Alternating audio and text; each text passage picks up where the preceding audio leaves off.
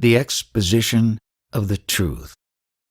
The sages say that there are 4 prerequisites for realization of the truth. 1. Viveka, discrimination between the temporary, therefore unreal phenomena, and the permanent, therefore the reality, i.e. nominal. 2. Indifference to the enjoyment of pleasures here or hereafter. 3. The group of 6 qualities. And 4. The longing for liberation. The 6 qualities are sama, dhamma, uparati, titiksha, samadhana, shraddha. Of these, sama is control of mind, dhamma is control of the senses, uparati is cessation of activities relating to caste, creed, family, etc. Titiksha is control of passions and includes endurance. Samadhana is, according to the sages, the settling down of the mind to reflect on the truth, as revealed by the scriptures and the sages. Shraddha denotes faith in the Master and the scriptures. Such are the meanings of the 6 terms of this category. No one can achieve anything in this world without being properly equipped for the task. For the same reason, only those who are equipped with these 4 categories of prerequisites can gain illumination. A novice cannot get it so readily. If so gained, it follows that the person has been successively purified in countless incarnations in the past. He alone is fit for the knowledge whose suffering from the 3 kinds of troubles rising from the self, the elements and providence, from hunger, thirst, and so forth, from heat, cold, rain, disease, and the like, from robbers, wild animals, etc., squirm like a worm, scorched by heat and panted for a dip in the nectar of wisdom, so as to put an end to the series of rebirths.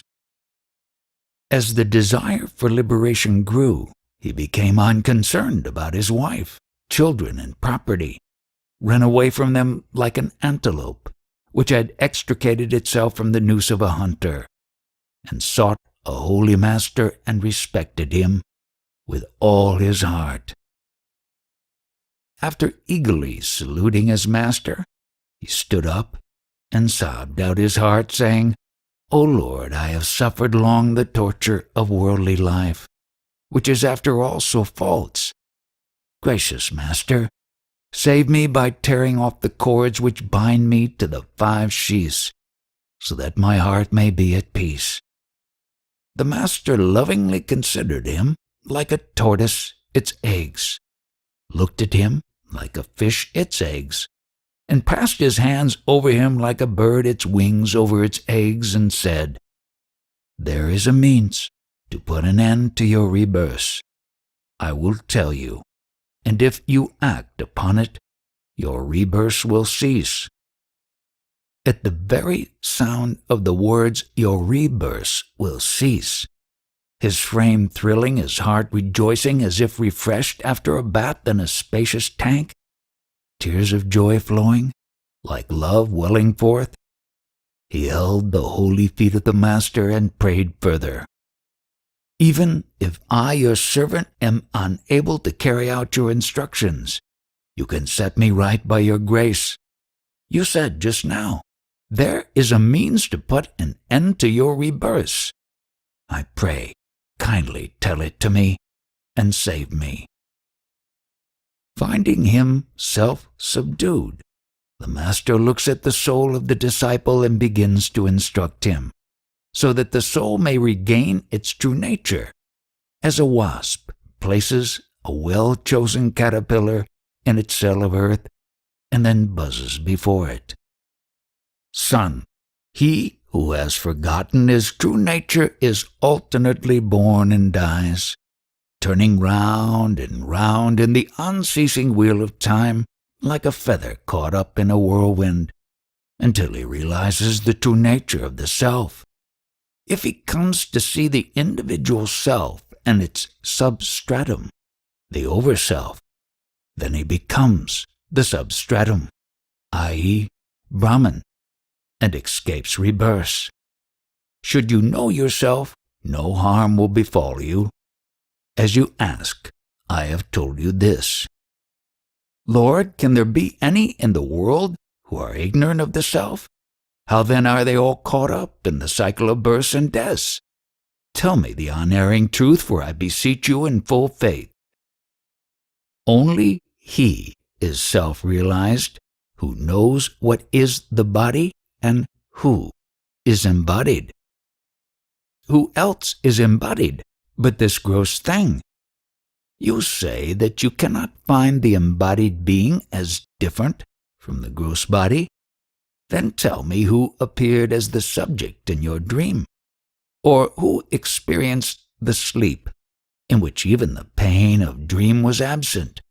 Or again, what is this consciousness in the waking state?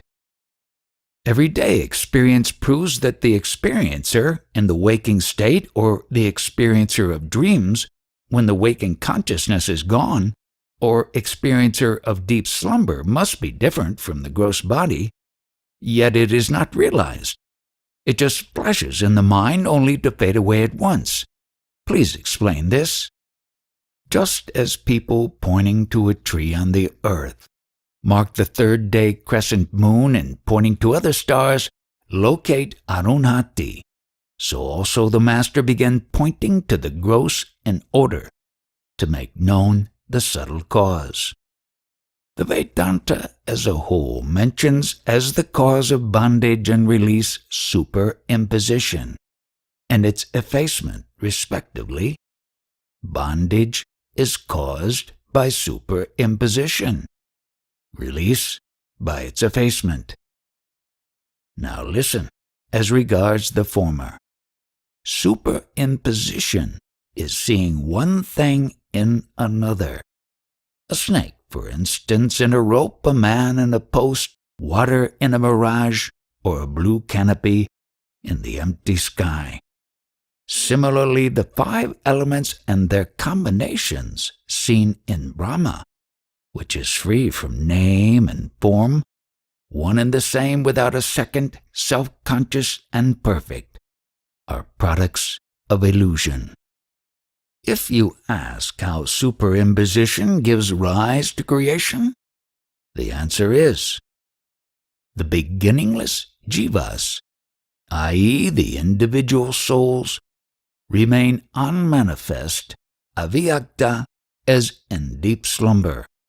This state is disturbed by the generative thought of Ishvara, otherwise called time. Then avyakta, the unmanifested, ceases to be causal, latent, and the three gunas manifest.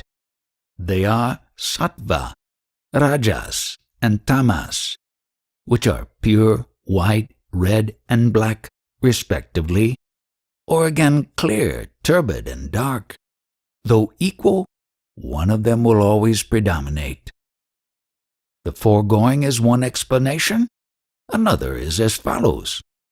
The causal state which remains unmanifest later expands as Mahatattva, the totality of the jivas, the individual souls, and manifests as the ego wherein the three gunas become apparent.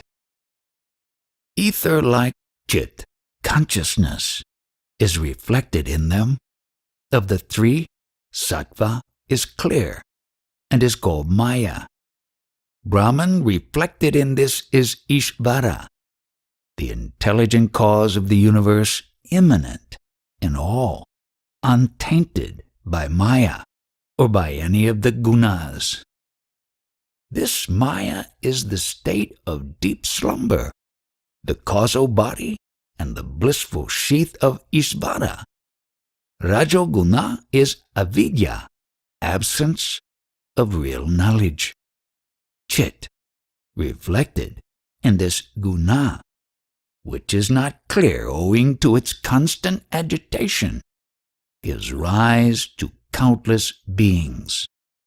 The jiva in this state is known as prajna. This is the blissful sheath, the state of deep sleep, and the causal body of the jivas. I have so far described the causal stage of superimposition. Hear me now explain its subtle phase.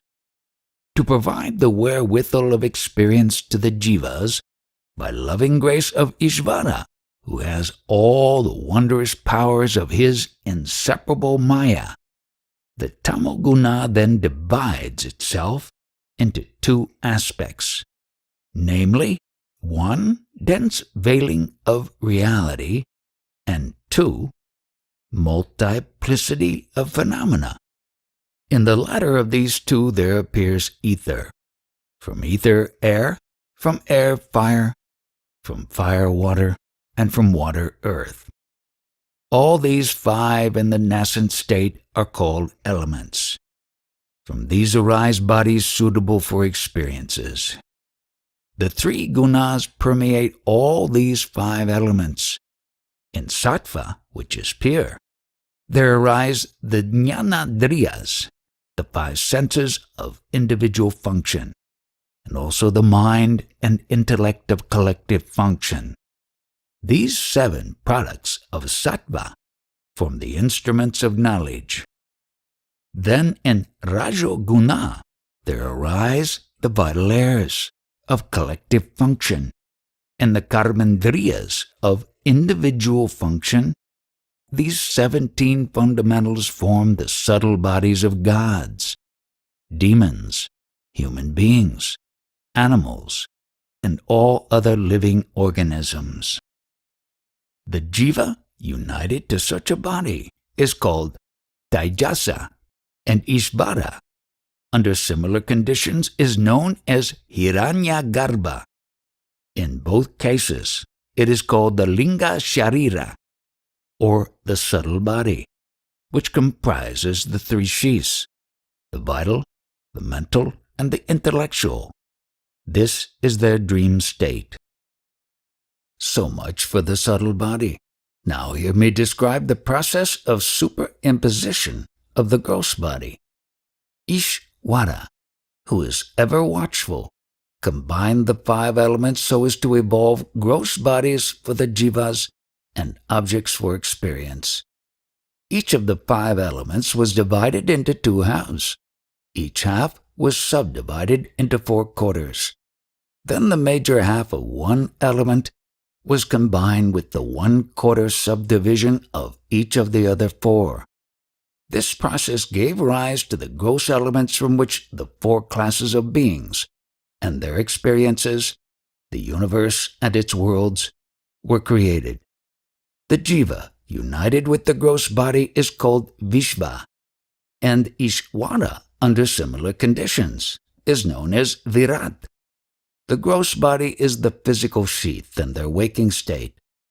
Remember this brief statement regarding the gross body. Master, if these states, gross, causal, subtle, be common to both, how shall we know the difference between exalted Ishvara and the ordinary jiva? The jiva is the effect and the Ishvara the cause. There is also a difference as between units and their totality. The trees form the units. Their aggregate is the forest. Generally speaking, the mobile and immobile jivas are the separate units. The sum total is Ishvara. This is the difference between Ishvara and the jivas. I have said thus far what superimposition is. Only he is a jnani who knows beyond doubt that all that is seen is only ephemeral like a dream. Now listen to the process of effacement of superimposition, the way to wonderful moksha liberation, which resembles the placid sky when all the clouds of winter clear away. Just as one examines and finds out that this is not a snake but a rope, and this is not a thief but a thick post, so also one makes out beyond doubt, by the word of the Master and the light of the Scriptures, that the body, the world, and the elements are only Brahman, i.e., unchanging consciousness. Know this to be the effacement of superimposition. Cause and effect are the same, like cloth and yarn, ornaments and gold, utensils and clay. To resolve the body into its antecedent cause, until avidya, ignorance, is traced as the root cause of all, is the method of effacing superimposition. You have said that the tamoguna functions in two aspects, namely veiling and multiplicity, of which you have explained the latter, which springs from desire. Tell me, my lord, the result of the other aspect, veiling. Avarana, the veiling power, veils the inner vision of all embodied being except unexcelled Ishwara and self-realized jnanis. In the shape of it does not shine forth. In the same way as the dense darkness of a wintry night hides the sky and the earth and the directions from our view. Outwardly, this veiling power altogether obstructs the distinguishing of Brahman, who is perfection, from his modifications as the world, and inwardly that of the self which is pure consciousness from its modifications as the inner faculties, that is the ego, the mind. It is therefore the sole cause of that chronic disease, the endless series of births and deaths. The question then arises, whereon does the superimposition rest when the substratum is completely hidden? And how can there be any superimposition if the substratum is not hidden? The answer is, the substratum is twofold, general and particular, of which the general substratum remains continuous and unbroken. Transient superimposition is particular. In the world, the common substratum, can never be veiled, but only the particular identity. This is a rope. Similarly with the jiva, ignorance does not veil the substratum I am, but it veils the specific knowledge, I am Brahman. How does this happen, my master, that the power of veiling is censured for the doings of the power of multiplicity, which, arising as the five sheaths, the jiva and the world, obstructs pure being from view? Listen carefully. Although the power of multiplicity is the direct cause of the misery-laden cycle of births and deaths, yet it is of service to those who seek liberation in earnest. Can the darkness of night be of the same service for one's useful activities as the light of day? What more can I say to you? Therefore, my son, the power of veiling is the more harmful of the two. Has anyone gained release from the cycle of subsequent births because the world was totally lost from view in his deep sleep or in the dissolution? The power of multiplicity can altogether bring about liberation, but the thick veil of ignorance is the sole cause of the present calamity. You may argue thus, since the power of multiplicity is said to be a superimposition like the appearance of silver and mother of pearl, and is therefore false, the liberation gained by the aid of this false power must also be equally false.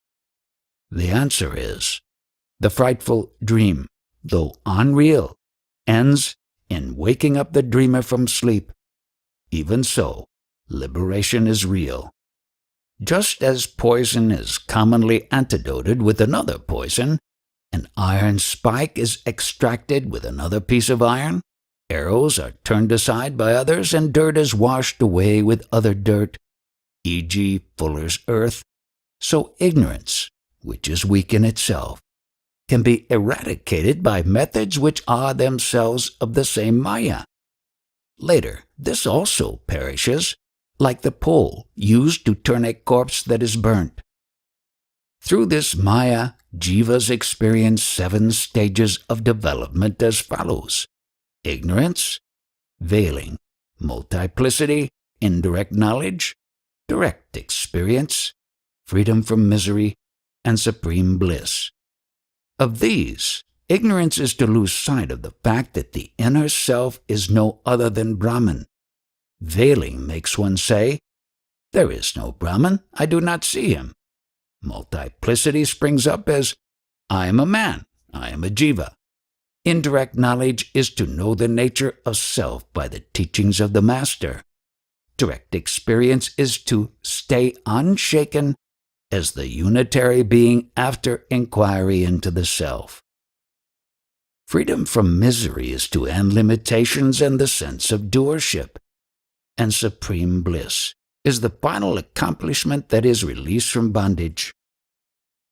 I shall now relate to you a story to illustrate this. 10 men forded a stream, and on reaching the other shore, each of them counted 9 others and omitted to count himself. They were all perplexed because the 10th man was missing. Ignorance is want of right understanding, which causes confusion. The 10th man is missing, not to be found. This thought is the veiling. Grief at the loss of the companion is vikshepa. To heed the words of a sympathetic passerby who says, "The 10th man is among you," is indirect knowledge. When the kindly man further makes one of them count the others and points to the teller as the 10th man, the discovery of oneself as the missing 10th man forms direct experience. The cessation of grief for the lost man is freedom from misery. The joy of indubitable ascertainment by oneself is supreme bliss. Master, pray, show me my real self so that I may know it as truly as the 10th man did in the anecdote. There is the Mahavakya, great sentence from the Vedas, that thou art. The verb art in it establishes the identity of the pronouns that and thou in their ultimate meaning. I shall explain how it does so. Hear me.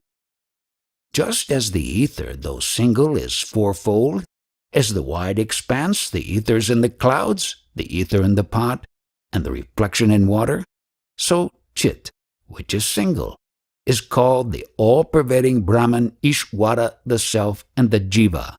In the Mahavakya referred to, verse 64, the word that stands for Almighty Ishvara and thou stands for the Jiva.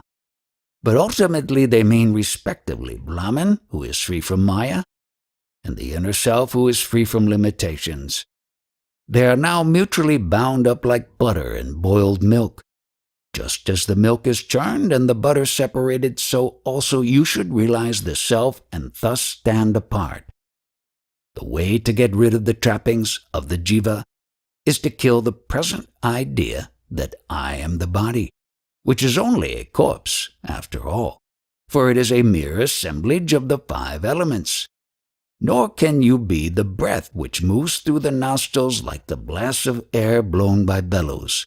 It is simply a function of rajoguna. Can the self be the intellect or mind which stands to each other in the relation of agent and instrument? These 2 shis are only modes of sattva guna. Let not the unedifying bliss of deep sleep be mistaken for the self, for it is only a mode of tamo guna. Know thou as the self to be Sat Chit Ananda, the ever-unchanging, single, eternal, and all-pervading witness, and rid yourself of the trap of the 5 shis which are an opposite nature, false, insentient, painful, etc. When I dissociate myself from the 5 shis and look beyond, there remains only a blank. I see nothing more than that. Am I to take this blank for the supreme experience of the self?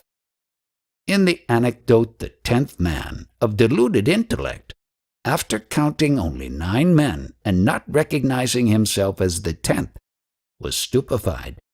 Can such stupor be the 10th man? Good son, you are the seer of all, i.e. blank and the 5 shis. I speak the truth. You are the unchanging witness of the gross, subtle, and causal ignorance, the waking dream, and sleep states, and the passage of time, past, present, and future, which endlessly rise and fall like waves in the ocean of bliss. Do not ask, by what light shall I see myself who am the all-seeing witness? Can there be a light to illumine the self-luminous light? The 10th man knows himself as such among the others. Is there an 11th man in him? To argue that another knowledge is necessary to make knowledge known is foolish, and leads to interminable controversy. You are neither known nor unknown. Realize yourself as self-shining knowledge. Is it what makes the sweet sweet, not the nature of sugar to be sweet? Realize yourself as the meaning of I, which makes known objects as this and that, or the seen and unseen, and itself lies beyond them. The self, as described above, is the primary meaning of thou in the Mahavakya, that thou art. Brahman, which is never bound by limitations, is the primary meaning of that. Their secondary meanings are the transient Jiva and Ishvara, respectively. Two separate entities can never be identical. The distinctions between Ishvara and the Jiva are due to their names, localities, artificial limitations, bodies, and capacities. They are as far apart as the upper and nether regions. Their identity is unthinkable with these associations. When the conventional exceptions of terms appear inconsistent, the Pandits of ancient lore bring out the true meanings by employing 3 methods of exegesis: disjunction, conjunction, or the two combined. 1. The house on the Ganges, and 2. The black remained, and the red fled. And 3. This is that Devadatta, are respective examples of the above. The apparent contradictions in several scripture passages are eliminated by a judicious use of these 3 exegetical methods.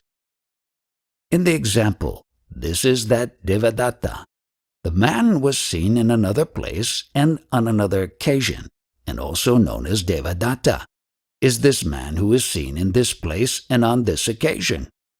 Although the time and place are different, a little consideration reveals the man to be the same. Similarly, in the words that and thou, their literal meanings excluded, the consciousness principle is taken as Brahman and as the witness, whose unbroken identity is established by art, so that Brahman is the self and the self is Brahman. The ether reflected in water in a pot and in the clouds are both circumstantial and therefore unreal, whereas the space in the pot and the wide expanse are together one and the same. Similarly, all-pervading Brahman and the witness in the individual being are together one and the same. You must experience it so that you may remain fixed in the realization, I am that reality. On hearing this, the disciple, loyal to the instructions of the master, discarded the 5 sheaths and the blank, realized the self as I am Brahman, went beyond that and remained as perfect being. At the glance of the master, who was grace incarnate, the worthy disciple sank into the ocean of bliss and merged as the undivided whole, as pure consciousness, free from body, organs, and all else, with mind made perfect so that he became the true self unaware while awake. After the blessed disciple had remained in that state for a long time, his mind gently turned outward. Then he saw his glorious master before him. His eyes were filled with tears of joy. He was full of love and fell at the feet of the master. He rose up, came around the master, and with folded hands spoke to him. Lord, you are the reality remaining as my inmost self, ruling me during all my countless incarnations. Glory to you who have put on an external form in order to instruct me. I do not see how I can repay your grace for having liberated me. The master beamed on him as he spoke, drew him near, and said very lovingly, To stay fixed in the self without the three kinds of obstacles obstructing your experience is the highest return you can render me. My Lord, can such realization as has transcended the dual perception of you and I, and found the self to be entire and all-pervading, fail me at any time? The truth that I am Brahman is realized from the scriptures or by the grace of the Master, but it cannot be firm in the face of obstructions. Ignorance, uncertainty, and wrong knowledge are obstacles resulting from long-standing habits in the innumerable incarnations of the past, which cause trouble, and then the fruits of realization slip away. Therefore, root them out by hearing the truth, reasoning, and meditation. Checked by incantations, fire will not scorch. Likewise, defective realization will not put an end to bondage. Therefore, devote yourself to hearing the truth, reasoning, and meditation, and root out ignorance, uncertainty, and wrong knowledge. Ignorance veils the truth that the self is Brahman and shows forth multiplicity instead. Uncertainty is the confusion resulting from the lack of firm faith in the words of the Master. The illusion that the evanescent world is a reality and the body is the self is wrong knowledge. So say the sages. Hearing the truth is to revert the mind repeatedly to the teaching that thou art. Reasoning is rational investigation of the meaning of the text, as already heard. Meditation is one-pointedness of mind. If every day you do these, you will surely gain liberation. The practice must be kept up so long as the sense of knower and knowledge persists. No effort is necessary thereafter. Remaining as pure eternal consciousness, untainted like the ether and thus liberated while alive, one will live forever as that, after being disembodied also. The wise, remaining like ether and liberated even here, are of four classes, namely Brahmavid, i.e. a knower of Brahman, Vara, Varya, and Varishta in order of merit. The Brahmavids, who by steadfast practice have gained clear realization of Brahman, continue to perform even the hard duties of their caste and stage in life exactly as prescribed by the Shastras for the benefit of others, without themselves swerving from their supreme state. Should passions rise up, they disappear instantly and cannot taint the mind of Brahmavids, who live in society detached like water on a lotus leaf. They look ignorant, not showing forth their knowledge, and remain mute owing to intensity of inward bliss.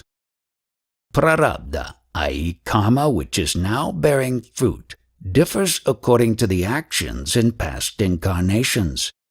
Therefore the present pursuits also differ among jnanis, who are all, however, liberated even here.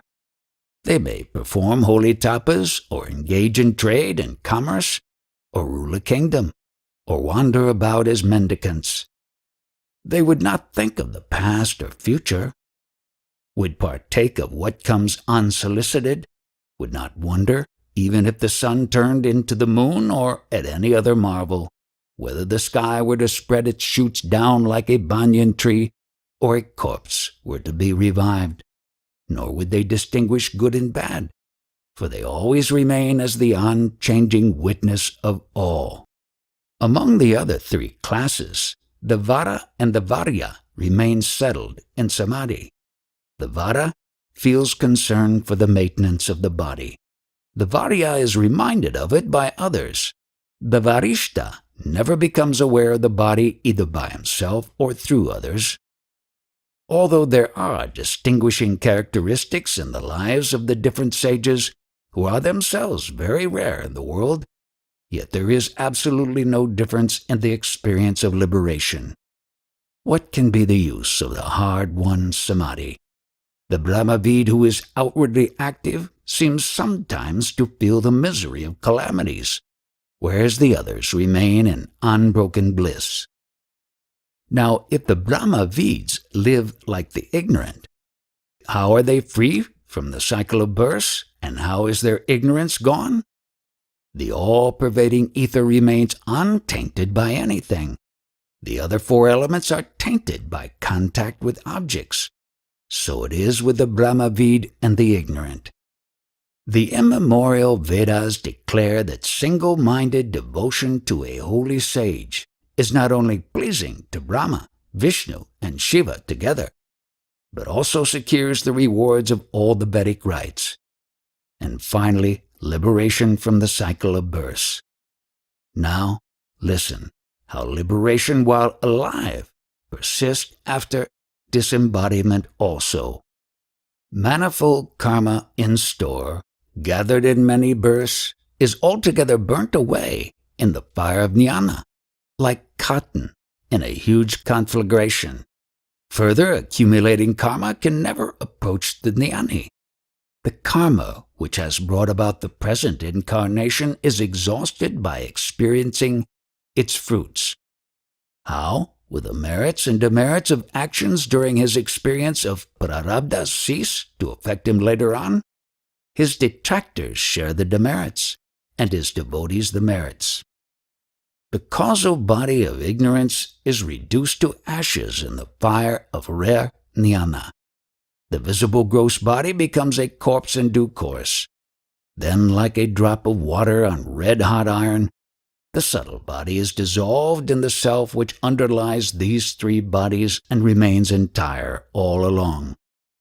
As soon as the entity of a pot is broken up, the ether in the pot becomes indistinguishable from the all-pervading ether. So also when the limitation of the body is gone, the jivan mukta reverts to the natural, eternal, disembodied state of liberation, free from beginning, middle, or end, and in or out. Just as the ether, though all-pervading, seems to be newly opened in a well which is newly dug, so Brahman, though ever-present, yet appears as if realized afresh by inquiry into the self as taught by a master or the scriptures. Therefore, O son, be at peace. We are always the same, limitless being. The whole universe is as unreal as water in a mirage, silver and mother of pearl, the city of Gandharvas, in the air, the dreamland of dream, the blue of the sky, the serpent in a rope, the offspring of a barren woman, the horn of a hare, or the thief in a thick post. O son, pure consciousness is alone real. Do not therefore forget the self at any moment.